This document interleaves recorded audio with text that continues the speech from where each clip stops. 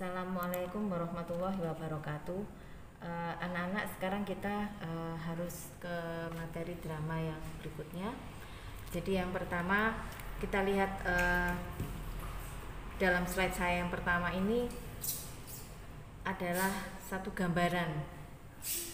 Kita lihat dulu. Nanti komentarnya nanti ya. Ini yang kedua. Kita membicarakan masalah ekspresi. Di dalam drama kita harus tahu bahwa ekspresi kita adalah ekspresi itu yang paling utama dalam drama. Ketika kita mau membuat drama atau berbicara atau mendramakan sesuatu, maka hal pertama yang mendapat penilaian adalah tentang ekspresi. Nah, ini adalah ekspresi apa? Ini adalah ekspresi kebahagiaan, tertawa. Kita bisa melakukan drama dengan berekspresi seperti ini ketika kita bahagia atau tertawa. Nah, ini adalah ekspresi apa? Ekspresi kecut ya. Gitu. Agak sedikit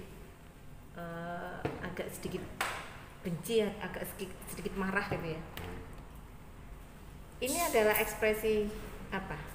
Ini adalah ekspresi orang yang putus asa. Sedih, putus asa. Gimana gitu? Penuh tanda tanya. Ini adalah ekspresi kebahagiaan, kegembiraan. Ketika kita mendapatkan sesuatu, gembira, ekspresinya bisa dilihat dengan, bisa dibuat seperti ini. Nah, ini adalah salah satu ekspresi yang greget ya, agak sedikit seperti orang yang gitu, seperti orang yang ya bahasa Jawa agak igit-igiten gitu ya, gitu ya. Terus kemudian ini adalah ekspresi orang yang menantang terhadap sesuatu. Ini sama, ini ekspresi orang yang greget gitu ya, agak gimana gitu. Nah, lalu kita harus berbicara masalah setting di dalam drama. Untuk membuat sebuah drama, tidak lupa kita selain ekspresi yang harus kita munculkan, ada setting yang harus kita perhatikan. Setting itu adalah tempat. Ini adalah tempat, gambar ini adalah tempat yang pernah dipakai untuk film-film seperti Gladiator yang lama itu ya. Ini adalah setting atau tempat di tengah hutan. Nah, kemudian ini sepertinya tempat ini mau dipakai seperti kerajaan ya. Jadi ini masih mau dibuat, mau dibikin sesuatu. Ini adalah meja kerja. Setting atau tempat meja kerja. Nah, ini adalah arena permainan anak. Nah, ini adalah bisa latar, bisa suasana ya. Ini latarnya ada di areal pertokoan di pinggir jalan dan suasana adalah sunyi, sepi, malam hari. Nah, yang ini adalah kita senang ya lihat ini seperti di dalam kamar hotel gitu. Kita semua memimpikan seperti ini. Sayangnya ini cuma gambar. Jadi ini bedroom, setting di dalam kamar tidur.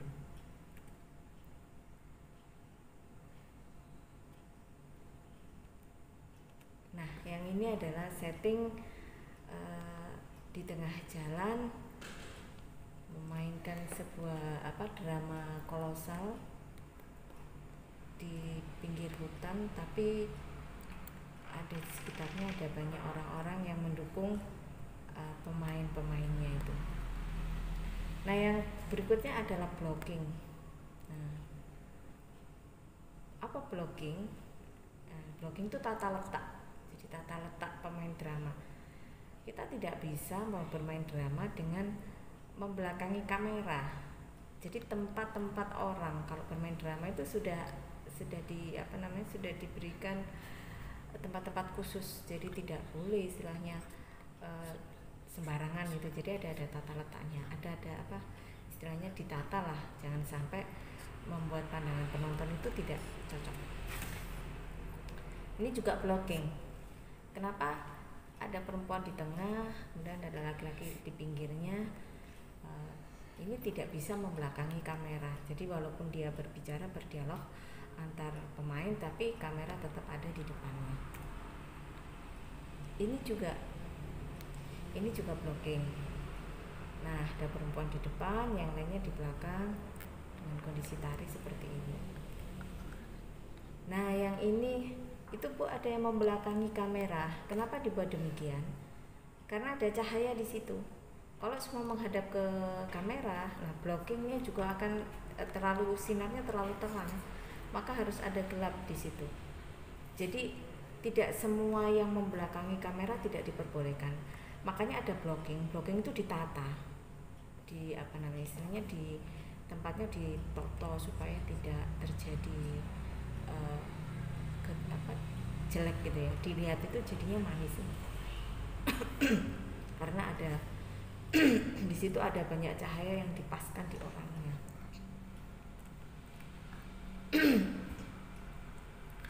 Nah, setelah blocking kita akan berbicara tentang pencahayaan.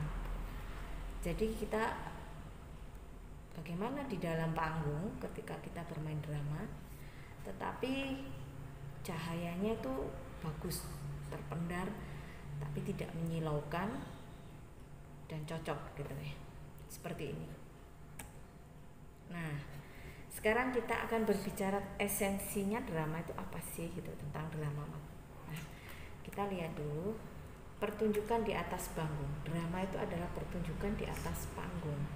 Tapi tidak cuma drama saja. Pertunjukan di atas panggung itu juga ada yang namanya tonil. Kemudian ada juga yang namanya komedi.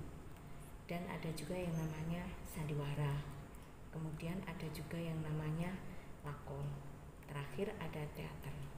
Nah, drama, tonil, komedi, sandiwara, lakon, dan teater adalah tugas kalian nanti setelah ini mencari definisinya saja.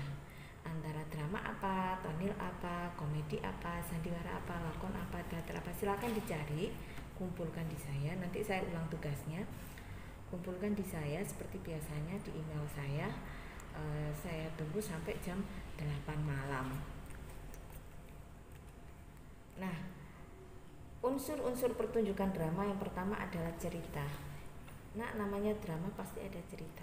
Kalau tidak ada cerita ya jangan dinamakan drama, karena drama itu tidak lepas dari yang namanya cerita. Lalu ada pelaku, tokoh. Jadi ada yang memerankan tentang cerita tersebut. Di samping itu drama itu dilakukan di atas panggung. Di atas panggung itu namanya drama. Kalau di televisi namanya sinetron. Kalau panggung namanya drama. Lalu ada penonton. Bermain drama tanpa penonton ya lucu aja gitu. Masa kita tidak ada yang menonton? Jadi ada penontonnya di situ, sehingga ada yang menilai ketika drama itu bagus, jelek, dan seterusnya. Itu ada kritikan dari penonton. Kemudian yang terakhir, kemudian ada sutradara ya.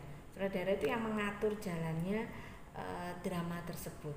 Jadi istilahnya pemimpinnya ya di situ. Nah, kemudian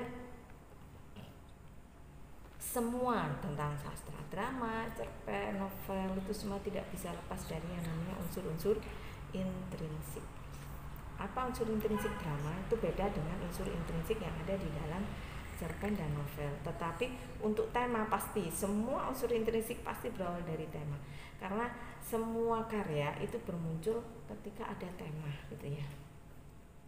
Yang nomor 2 ada alur cerita. Jadi drama sama dengan cerpen, masih sama dengan novel, tapi nanti ada bedanya. Alur cerita, alurnya drama. Jadi alur itu jalan cerita drama itu, apakah alur itu maju, mundur, dan sebagainya. Lalu yang ketiga ada perwatakan atau tokoh. Perwatakan atau jadi watak tokoh ini itu seperti apa, watak tokoh ini seperti apa, seperti novel ya. Ada juga sudut pandang, titik kisah. Jadi sudut pandang diambil dari sudut pandang mana ketika membuat drama, apakah dari orang pertama pelaku utama dan seterusnya. Nah, kemudian ada latar atau setting atau tempat tadi ya, suasana. Lalu kemudian nada dan suasananya masuk di ada nada ya, nada dan suasana dibedakan dengan latar dan setting. Tapi kalau dalam cerpen dan novel itu latar, setting, suasana itu jadi satu. Tapi kalau drama dan nada itu nada sama dengan nada dengan suasana itu disendirikan. Jadi drama mempunyai nada. Ketika drama itu drama musikal misalnya, atau drama-drama yang mempunyai apa istilahnya nada ya, cerita. Jadi cerita itu dibawa dalam alur suasana, kemudian di situ ada musik dan seterusnya. Itu apakah naik turunnya itu juga adalah sebuah nada. Lalu unsur-unsur drama apa saja? Ada plot atau alur, tokoh dan karakter, kemudian dialog atau percakapan. Jadi awas, drama itu ada dialog ya, percakapan antar dua orang atau lebih, kemudian setting atau latar sama, kemudian gerak. Nah, di dalam unsur drama pasti ada gerak atau action. Setiap tokoh pasti punya gerak sendiri atau action sendiri. Ketika orang itu memerankan peran jahat, maka actionnya seperti apa agar orang itu benar-benar kelihatan jahat sekali. Kita bisa lihat ada beberapa tokoh yang ada di yang ada di sinetron, itu tokoh yang kemudian selalu saja dia menjadi tokoh antagonis. Nah, ada juga yang dia selalu saja menjadi tokoh protagonis. Kenapa? Karena actionnya betul-betul bagus gitu. Ketika dia memerankan seorang antagonis, maka action atau gerakannya betul-betul seperti orang jahat gitu. Ketika dia memerankan orang yang protagonis, dia betul-betul terlihat seperti orang yang baik. Nah, itu akhirnya menjadi sebuah penilaian tersendiri. Kemudian nomor 6 adalah untuk tata busana, kostum dan tata rias atau make up. Jadi kalau kita main drama, disesuaikan tata busana sama rias make up. Kalian bisa lihat make up seorang tukang sihir ya. Ketika tukang sihir itu memerankan sebagai seorang yang jahat, yang suka menyihir orang, nah rias make up-nya pun juga beda. Pasti dibuatlah hidungnya mancung, kemudian dibuatnya lah matanya tuh agak belok tapi agak gimana gitu. Nah, terus kemudian rambutnya dibuat seperti rambut banyak, seperti itu tukang sihir, dan selalu membawa sapu kemana-mana. Nah, kemudian yang ketujuh adalah tata panggung. Anak-anak bisa dilihat tata panggungnya ketika kita memerankan sebuah drama yang unsurnya pedesaan, maka tata panggung itu dibuat seperti pedesaan betul. Apakah itu melalui gambar, lukisan, ataukah itu beneran, misalnya ada pohon-pohon dan sebagainya. Dan biasanya tata panggung itu sering menggunakan tata panggung lukisan ya, lukisannya ada di belakang tapi kemudian dikombin dengan yang beneran gitu. Akhirnya jadilah ketika di shoot itu kelihatan seperti betul-betul aroma pedesaan. Dan yang kedelapan adalah tata bunyi dan lampu. Ketika kita berbicara, ketika kita memainkan drama, maka tata bunyi atau suara kita itu pasti juga akan berpengaruh. Sehingga ketika harus memerankan drama, jangan terlalu suara harus ditata, jangan terlalu kecil maupun jangan terlalu besar, tetapi sesuaikan dengan karakternya. Ketika karakter itu kita harus membentak, maka bentakan yang pas itu seperti apa. Nah, bunyinya, tata bunyi itu harus disesuaikan, kemudian soundnya dan sebagainya itu dipaskan. Lalu lampu itu juga. Nah, ketika kita memerankan drama horor gitu ya, nah peran lampu sangat penting gitu. Kita buat lampu mati hidup dan sebagainya itu harus ditata dengan betul. Nah, plot dalam drama itu disajikan dengan jalinan satu sirkuler, dari peristiwa A ke peristiwa kembali ke A lagi, dari A ke A lagi peristiwanya. Kemudian kalau linier itu dari A secara kronologis menuju ke peristiwa B selesai. Jadi kalau sirkuler itu dari pertama perkenalan, kemudian ada suatu peristiwa, kemudian ada proses, ada kronologis, ada kejadian, dan kemudian dikembalikan lagi kembali ke peristiwa yang awal tadi, yang pertama muncul tadi itu. Nah, itu namanya sirkuler. Tetapi kalau linier dari peristiwa A, perkenalan, kronologis, proses, peristiwa dan sebagainya, sudah terakhir titik ending gitu, tidak kembali lagi ke end. Episodik itu satu drama mengandung 2 atau lebih jalinan peristiwa. Jadi peristiwanya itu kemana-mana, bisa A menuju B, bisa A menuju A, bisa A menuju B, kemudian ke A lagi dan seterusnya. Nah, untuk lebih jelasnya sirkuler, linear dan episodik, di waktu yang senggang kita akan membicarakan itu secara dalam. Kemudian urutan plot atau alur seperti biasa, semua unsur cerpen, drama, novel itu pasti akan mengalami urutan alur. Yang pertama perkenalan, dikenalkan tokoh-tokohnya, kemudian tokoh A, tokoh baiknya itu seperti apa, kemudian baru menuju ke ada konflik atau pertikaian, di situ muncullah apa istilahnya musuhnya ya. Jadi pembuat masalahnya muncul, kemudian dari masalah ini klimaks muncul klimaks kritis. Artinya apa? Ketika perkenalan sudah selesai, ada masalah yang tokoh jahatnya muncul, kemudian berperanglah tokoh jahat dengan tokoh protagonis ya. Jadi yang antagonis muncul, berperan dengan ada masalah dengan protagonis, lalu bertengkar, istilahnya ada proses kronologis, terjadi klimaks kritis, bahkan kadang-kadang sampai menimbulkan adu fisik di situ ya. Nah, baru kemudian pelarian itu berarti muncullah jalan keluar yang tadi Gundeli itu tadi, yang di mana namanya, yang di tokoh protagonis dan antagonis itu tadi punya masalah. Nah, kebongkarnya di pelarian. Oh, ternyata masalah jahat itu di sini. Nah, ini biasanya di poin ini tuh biasanya orang antagonisnya itu sudah istilah mulai konangan, mulai ketahuan bahwa dia adalah orang yang salah gitu. Kesalahannya di mana itu mulai ketahuan. Lalu penyelesaian itu berarti antagonisnya sudah menyerah atau kalah. Kalau misalnya itu alurnya alur maju ya. Jadi artinya berarti kadang kan ada set ending, ada happy ending. Nah, kita lihat aja ceritanya itu, kalau penyelesaiannya set ending ya berarti terjadi protagonisnya itu dikalahkan, tetapi kalau happy ending biasanya protagonisnya menang dan antagonisnya ya kalah. Terus kemudian percakapan dalam drama itu dibedakan menjadi satu prolog, kemudian B monolog. Prolog itu sebelum, jadi sebelum kita melakukan drama itu ada orang yang mendahului prolog.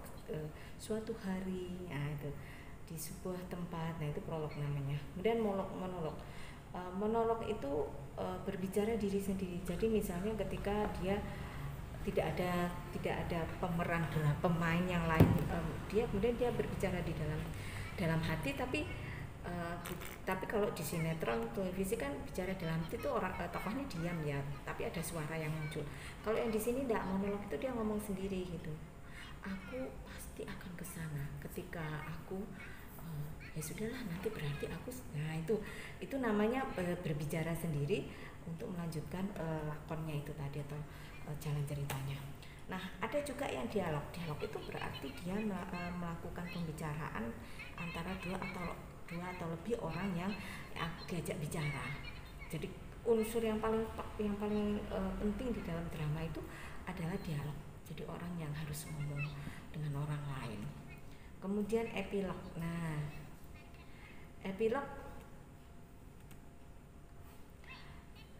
bisa dilihat, nanti coba kita cek ya sama-sama kita lihat. Jadi ada tambahan tugasnya, yaitu mencari epilog. Kalau tadi ada, nanti saya beritahu tugasnya. Jadi tugasnya apa saja nanti saya ulang ya. Kemudian latar atau setting, tata panggung, tata silat, tata bunyi tadi sudah. Gerak atau action itu terdiri dari mimik atau gerak raut muka seperti tadi yang sudah saya sebutkan di awal-awal ya. Kemudian pantomik, gerak-gerik anggota tubuh. Apakah gerak-gerik seperti anggota tubuh itu misalnya ketika kita memukul itu bagaimana kelihatan seperti memukul beneran gitu. Dan blocking tadi sudah posisi aktor di atas pentas. Nah, sifat-sifat drama itu yang pertama adalah komedi, yang kedua tragedi. Tragedi itu berarti ada peristiwa ya, ada peristiwa, ada kasus. Komedi itu berarti ada unsur humornya. Kalau tragedi itu pasti peristiwa. Nah, ada juga peristiwa yang komedi, jadi tragedi komedi, peristiwa tetapi humor, ada lucunya gitu ya.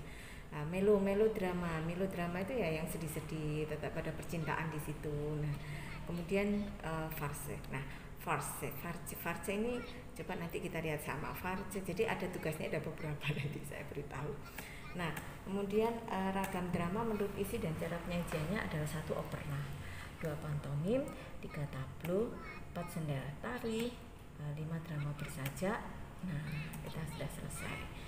Nah, dengarkan anak-anak, untuk yang ragam drama ini, drama bersajak, sendera tari, tableau ini sesuatu yang tidak penting untuk diketahui, tetapi kalau kalian pengen tahu, monggo dilihat di Google apa ini artinya.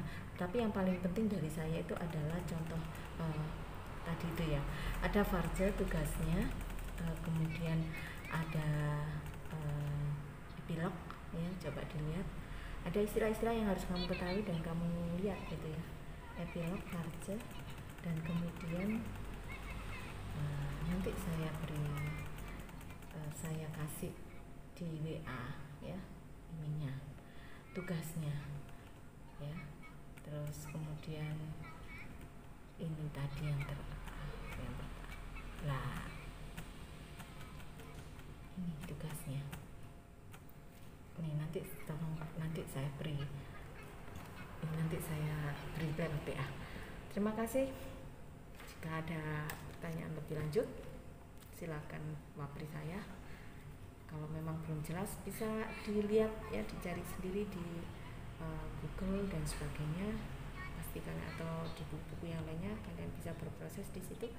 Saya akhiri, wassalamualaikum warahmatullahi wabarakatuh.